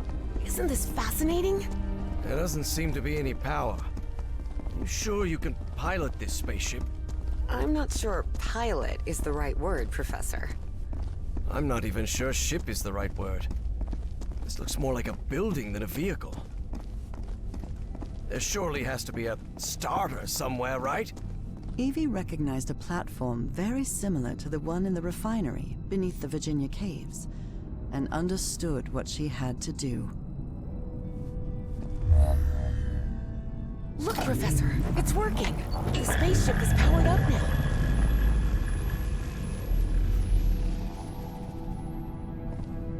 Damn it, where's the steering wheel? It probably doesn't need one. It looks like an autopilot, but it doesn't just maintain altitude and course. It moves toward specific coordinates, which they express with numbers.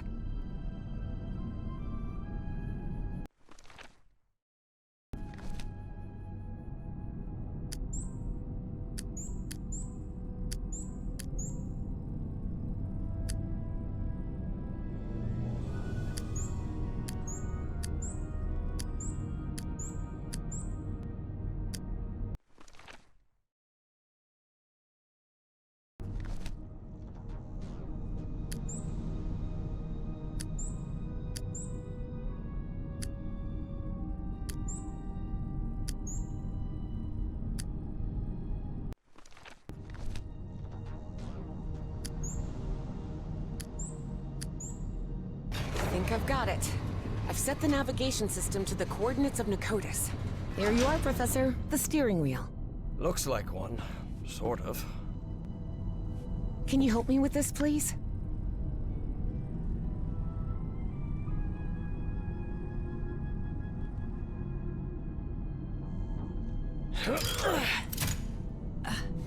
Buckle up, Professor.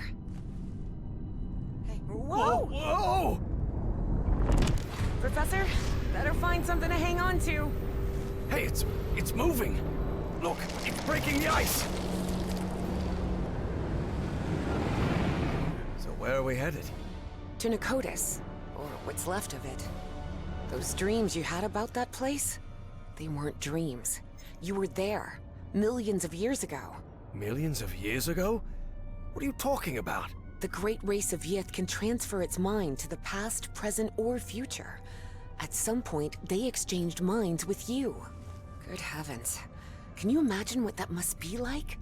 To move freely I through— can imagine what the Nazis would have done if they'd gained that power. And don't forget, that Stahl fella still is among Bowen's gang of kooks. I'm not sure which I hate more, kooks or Nazis. In any case, I don't think anyone should meddle with that knowledge. As I've told you before, there are things we shouldn't... Evangeline, can you hear me? Evangeline? Oh, for heaven's sake, what's happening to you now? time and space? Evangeline found herself in an unfamiliar place in an instant. For the fourth time in just a few hours. Oh, come on. Now what? What's going on? The difference was that this place didn't look like a narcotic construction at all. Nor was she inside the body of an alien creature. It just looked like the future. Why am I connected to this machine? And is this... This isn't my body. Where am I? Evie jolted in shock. If she was in this body, then who was with Harry on the spaceship to Nicotis? All the cables seem to lead to that room.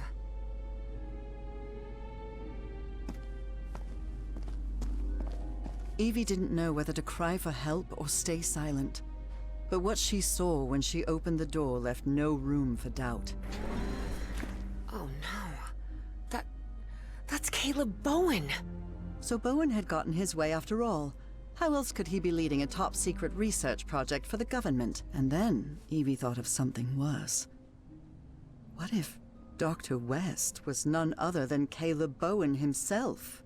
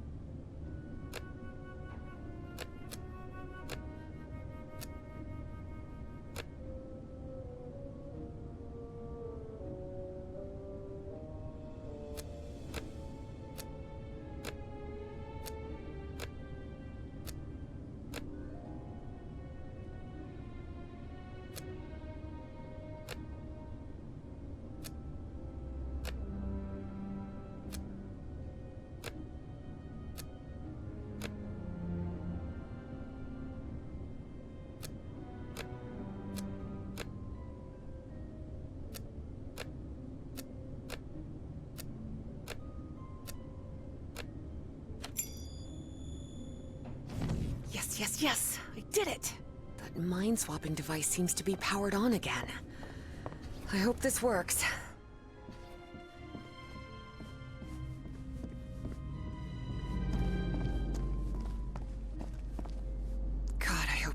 works. I need it to work. It's got to... Professor Everhart, listen carefully to what I have to tell you, please. Evangeline, are you... I am not Evangeline. I am Dr. West. Please, listen to me.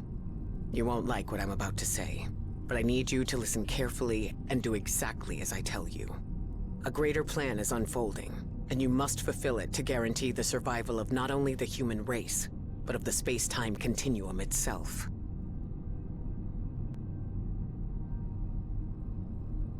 I've met kooks like you before. Do you know how people like you always end up losing their sanity and their lives? Yes, I know that. It won't be the case. Who the hell is this Dr. West? And how could he know what I was going to say, Harry thought. Listen to me, please. You will reach the ruins of Nicotis, and you will find Caleb Bowen. Don't worry, you will stop him. So in the end, the good guys win. Glad that still happens once in a while. I'm not finished. There is a price to pay for Bowen's defeat, and that is Evangeline's life. What? You can't be serious. I am. Evangeline has to sacrifice herself, Professor. It's the only way to stop Bowen and preserve the space-time continuum. No chance, Harry thought. But he couldn't help wondering, if Dr. West really did know the future, could he actually be telling the truth? Forget it. I won't let that girl die. Then you'll be condemning us all to oblivion, causing Bowen's triumph and the collapse of the space-time continuum. There's no more time. But remember what I said. Evangeline must sacrifice herself. Harry considered answering, but found nothing to say. Arguing with someone who could see the future was pointless. I know you will do the right thing, Professor Everhart. After all, we've been through this before. Work, damn it! I made it. I'm back. Professor, what happened? Evangeline? Are you here with me? Yes, it's me. I'm back. What happened to you? Where did you... I was in the future, I believe. But what happened here? Someone pushed me out of my own body, Professor. Who was it? Harry hesitated before answering. He knew his words might change what was about to happen. Dr. West took over your body. What? What for? What did he say? For a brief instant, Harry thought of telling Evie about the sacrifice. But then he decided against it. That would only trouble her. And after all, Harry had already made up his mind. Or had he? He said we're going to stop Bowen. We're going to make it. Really? I don't know. Let's take that with a grain of salt for now. I need to tell you something. I don't know if this Dr. West can be trusted. I'm not sure, but I think he works, or worked, with Bowen. Was that true? If it was, that changed everything. Harry had to tell Evie the truth, right now. Evangeline, listen. Professor, look! The ship's slowing down! We're descending! This looks like... The Pacific Ocean. Nicotis is somewhere in the Pacific? Looks like it. Hold on, Professor. I think we're about to land.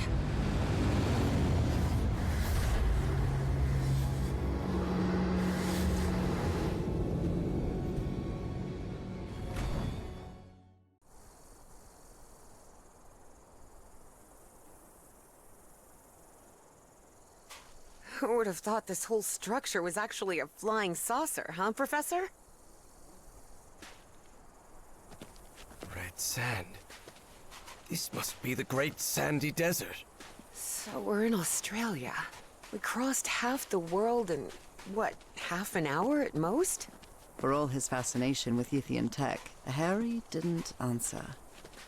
He was still debating whether to tell Evie what he'd discussed with Dr. West.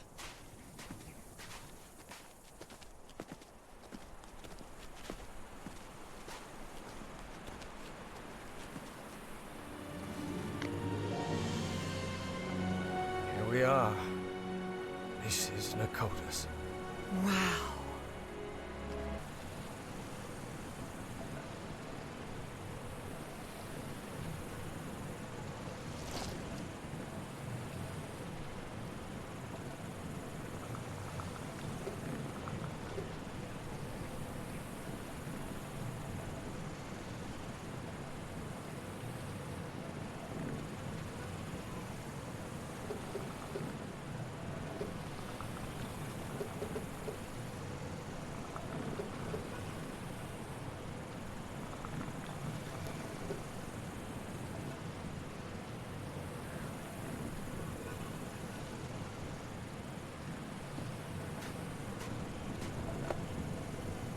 Yes, I opened it.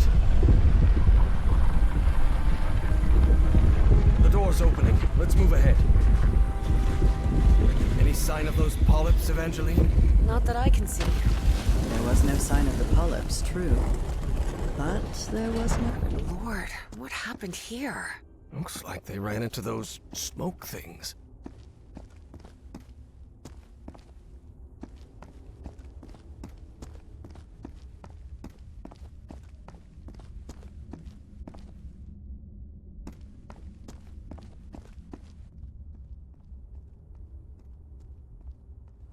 Look at this architecture. Does it look familiar to you? Professor, this looks like the archives. The great library from my memories, but back then it was full of life. This place is in ruins. Makes sense, Evangeline. Millions of years have passed since you were here.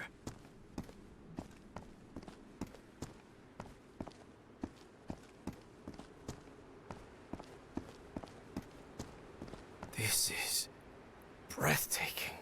If this is the place where I was millions of years ago, the mind-swapping device must be at the top of that basalt tower.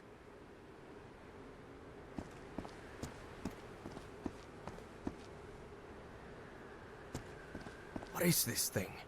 Looks like a ray of light. Whoa, whoa! The polyps are gathering over there. What's going on? What are they trying to do? I don't know what drives those creatures. I don't understand what they do, or why they do it.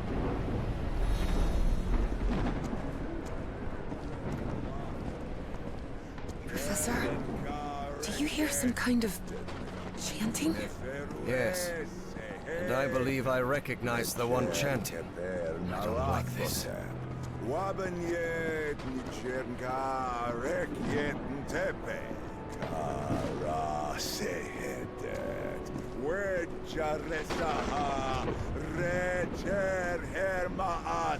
Bowen, stop right there! Everhart, what are you doing here? How did I you... took the number 3 bus to Nakota's. Now get out of there, you idiot! Don't even think about it, Professor. Not when I'm this close. The Bowens have spent generations searching for the knowledge we were promised. Oh, yes. Nalathotep, herald of the almighty Azathoth. Cultist ranting always sounds ridiculous, especially when they spout their nonsense out loud. Enough of this. I'll drag you out of there by your heels if I have to. Do not come any closer. I'm warning you. Of course, things change when cultists are armed. Listen to me, Bowen. I know the great race of Yith. They've spoken to me, and you know it. Look around you. Those black polyps wiped out your entire cult. And you're next. You have nothing to gain, do you hear me? I've convinced him, Evie thought. I actually convinced that stubborn old fool. I can't believe it. You think you're gonna stop me with your empty talk, girl? I don't have time for your foolishness. The Black Pharaoh awaits. Ugh, figures, Evie thought. And when Bowen powered up the mind-swapping device, she realized she'd have to do something, and fast. Professor, if he activates the mind-swapping device, we're finished! Harry was out of time. He had to make a decision.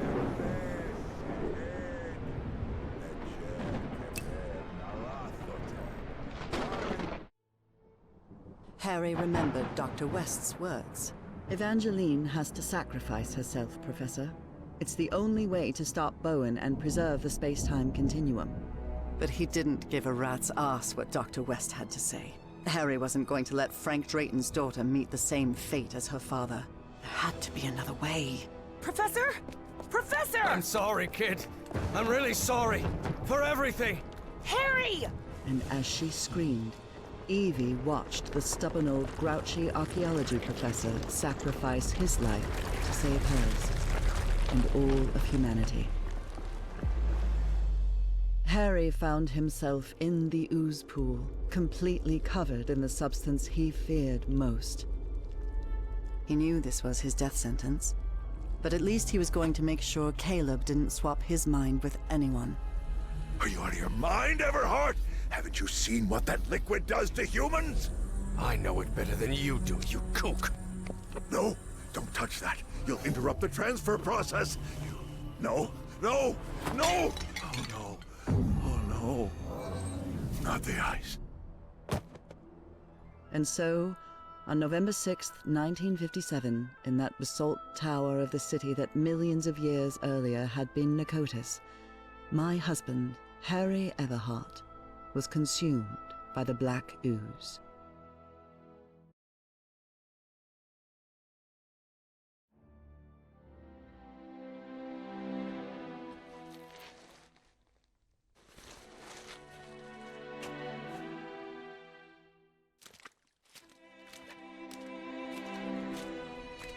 Upon waking in that infinite ocean of blackness, Harry thought that he had died. Well, I hope it was worth something at least, he thought. He was waiting to see the light at the end of the tunnel when a voice surprised him. One he recognized instantly. My voice. Harry? Nora? I'm so glad to see you, my dear old pal. Nora? Nora! Am I dreaming? No, you're not dreaming. Then I'm dead, right? No, you're not dead either. I don't understand, Nora. Everything is so confusing. Easy, Harry. We've got plenty of time. Ask whatever you need to ask.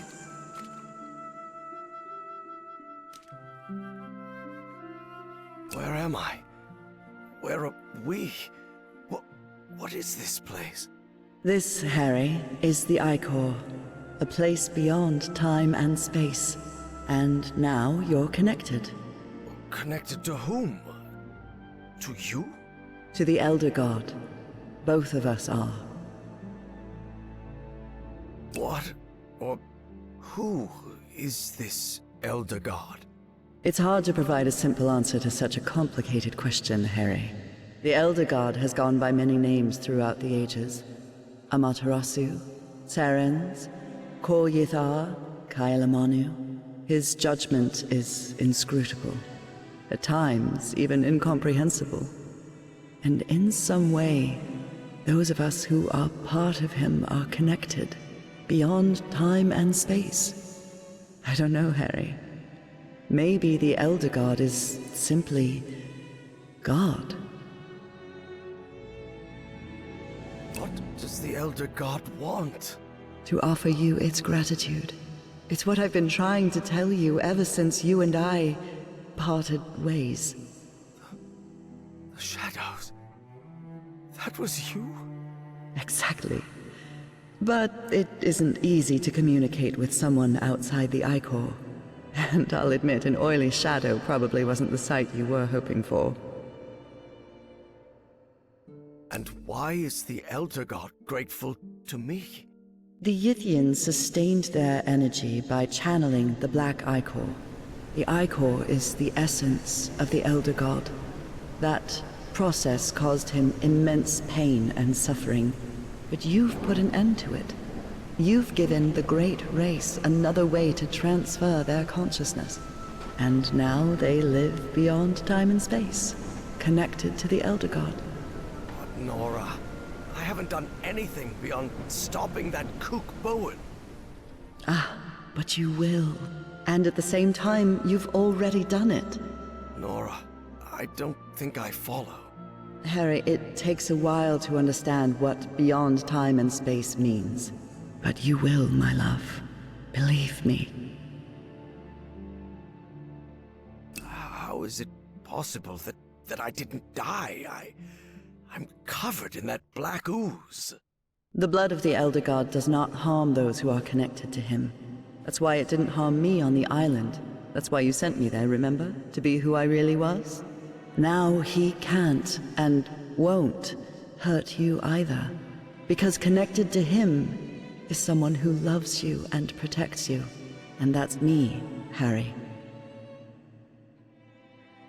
Who is, or was, Dr. West? Is it you? No, Harry. I'm just a humble art teacher from Newburyport. Don't worry. Dr. West will be waiting for you when you wake up. That means I can't stay here with you, can I? Harry, you're already here with me, my love. We've been together for all eternity. What? But you need to go back to your time now. There's a life waiting for you, an important task you have to carry out, and people who depend on you. Evie will need your help, and you'll only be able to help her if you live a whole life. Will you promise me that? Yes, I promise. And one more thing. Tell Evie Papa is waiting for her at the Benoit house with the whole family. She'll know what it means. I'll tell her. I guess this is goodbye, old pal. For now. I love you so much, Nora. I'm going to miss you terribly. Don't be sad, Harry. It's only a matter of time. A matter of time and space. And remember, I love you too, Harry. Harry, can you hear me? Oh no. You did it, Professor. You saved us all. Don't come any closer, Evangeline. I'm covered in... Do not worry. She is also connected to the Ichor, Professor Everhart. Harry couldn't believe his eyes. That was Caleb Bowen in that ridiculous Egyptian costume. Somehow he had survived the consciousness transfer. Bowen? No. What is he doing here? No, Professor, it's not what it looks like. It's... My race is deeply grateful to you both. Harry understood at once who was now occupying Caleb Bowen's body. The loop is in the process of closure. That is optimal. But we must continue working. Process of closure? What are you talking about? Do not worry. What comes next will be far easier. We only need to follow the plan you and I laid out the first time you contacted me. Dr. West.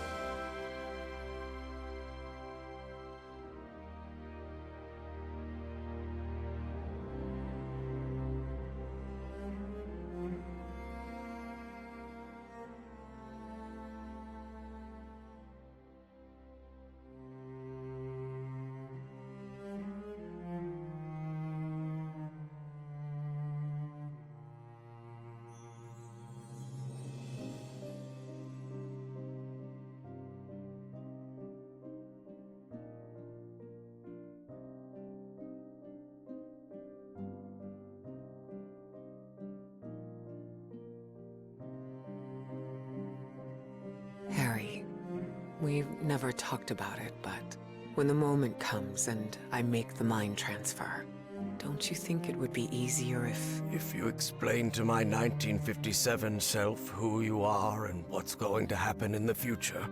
Yes. What if something goes wrong with the loop because of that change? Wouldn't it break the space-time continuum? Well, I'm not sure. I just wanted to spare you that unnecessary distress and... I'll handle it, Evie. You know it. It's already happened. Better not to take any risks. I guess you're right, Harry. And as you say, if we're still here, it's because it already happened.